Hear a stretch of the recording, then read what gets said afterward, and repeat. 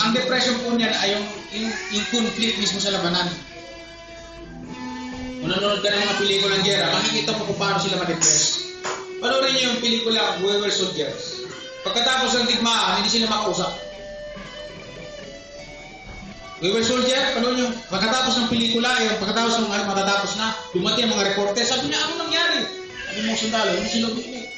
Why? Depressed po sila.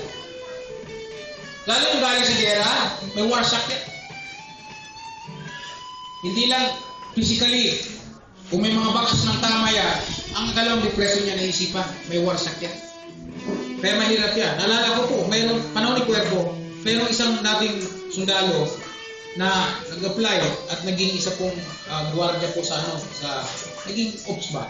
Pero may gamit sila, may silang BBR Malay pang-awak eh.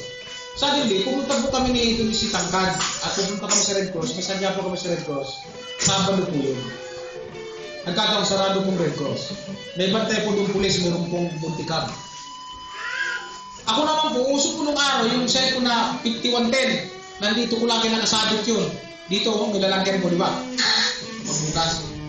Pagpasok ko ng gate po ng malaking center, bumungot po ako. Akala ng pulis, baril.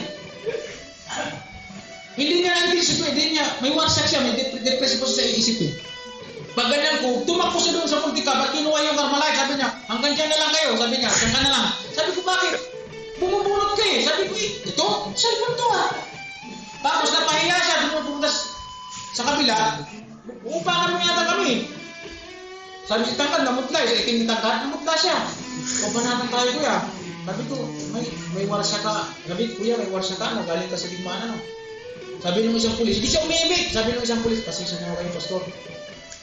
So mahirap, isa lang, ang isang galing sa digma, dapat sa kanya nagpapahinga.